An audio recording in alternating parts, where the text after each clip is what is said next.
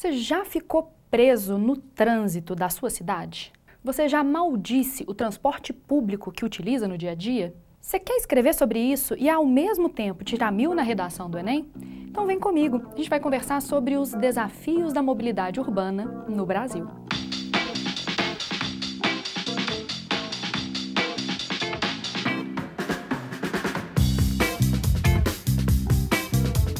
A mobilidade urbana é um dos temas mais esperados para a redação do Enem e um dos temas mais frequentes nas redações dos principais vestibulares no Brasil.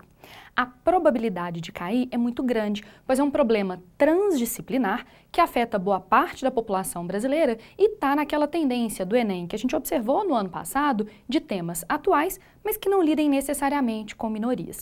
Então vamos pensar como fazer a contextualização dessa redação? Vem comigo! Primeira estratégia de contextualização que pode funcionar é a definição de trânsito ou de mobilidade urbana. Lembrando, mobilidade urbana é o conjunto das condições de transporte de pessoas e mercadorias nos centros das grandes cidades.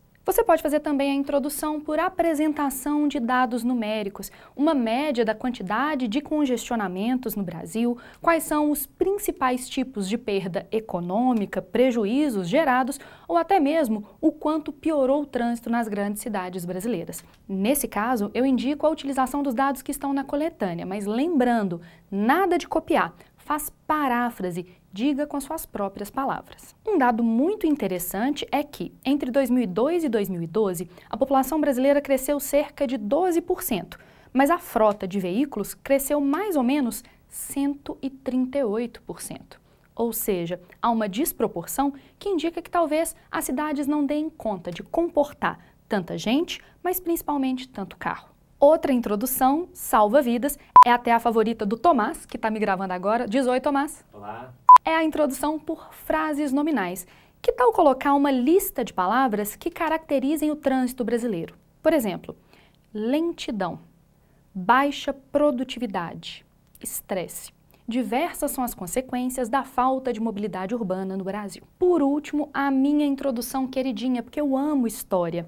Alusão histórica. Você pode falar do plano desenvolvimentista do Juscelino Kubitschek, que favoreceu o modelo rodoviarista de transportes e favoreceu também a instalação da indústria automobilística no Brasil.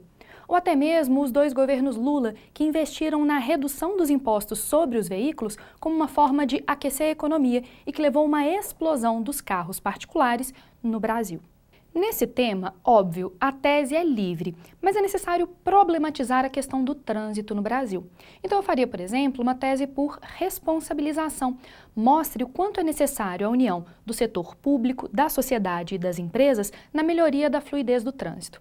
Ou até mesmo você pode falar das consequências, problematizar a mobilidade urbana no Brasil, mostrando que há impactos econômicos, sociais, e ambientais sobre a população, sobre o meio ambiente e até sobre a geração de riquezas do país.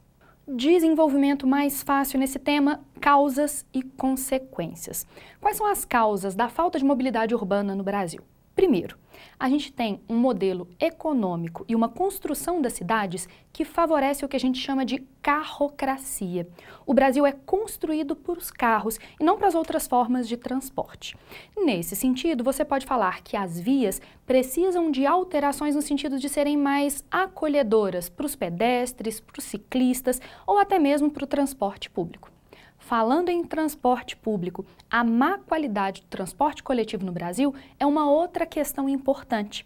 Se o ônibus está lotado, se o metrô tem uma linha restrita, o indivíduo vai sonhar com a possibilidade de ter um carro particular. E aí a gente vai ver o que acontece hoje no Brasil. Vários carros com só uma pessoa dentro deles. Além disso, a questão da segurança é um ponto crítico da mobilidade urbana no Brasil. Por quê? Primeiro, o espaço público não é seguro, seja para o pedestre, seja para o ciclista. Além disso, a gente tem que pensar também na estrutura. A gente precisa de ciclovias, de ciclofaixas, a gente precisa da ampliação de outros modais de transporte. Modal de transporte, lembrando, formas das pessoas se transportarem dentro da cidade. E quais que são as consequências desse contexto? Primeiro, consequências ambientais. Mais carro preso durante mais tempo no trânsito gera consequências ambientais como a poluição sonora, porque as pessoas buzinam, e a poluição do ar, porque é muito mais carro soltando gases poluentes na atmosfera. Esses fatores conjuntos levam às consequências sociais. O indivíduo que está exposto a essa poluição sonora e essa poluição do ar vai desenvolver estresse, ansiedade, problemas respiratórios. Isso é tudo consequência social. Mas tem também consequência econômica. Gente, não tem como. Várias cargas não chegam aonde deveriam chegar. Vários empregados não conseguem chegar ao trabalho porque ficam presos no trânsito. Então, mais uma vez, aquele critério do Enem de transdisciplinaridade. Você pode discutir que é ruim para o meio ambiente, para a sociedade e para a economia como um todo. As propostas de intervenção para esse tema são várias e eu formulei algumas a partir de iniciativas que funcionam em outros países. Primeira dica, vale a pena assistir a uma reportagem da Globo News dentro de um programa chamado Cidades e Soluções.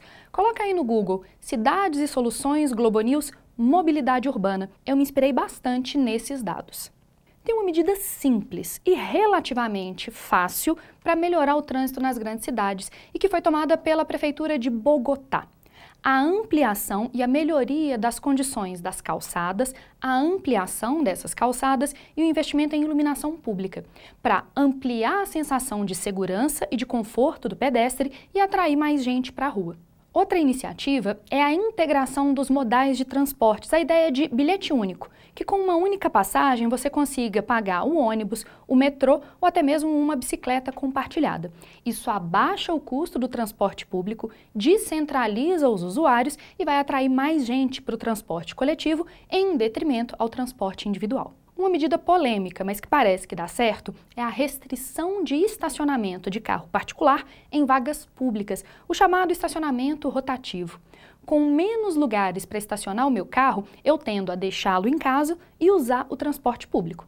Mas é óbvio, essa restrição de estacionamento, assim como o pedágio urbano, de que eu vou falar daqui a pouco, depende de um transporte público que supra as necessidades dos cidadãos. Já que eu mencionei, o que é isso de pedágio urbano? A cidade de Londres, por exemplo, tem.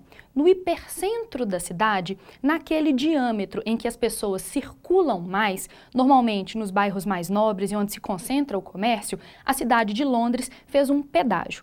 Toda vez que o indivíduo passa com um carro particular por esse perímetro, ele paga um pedágio.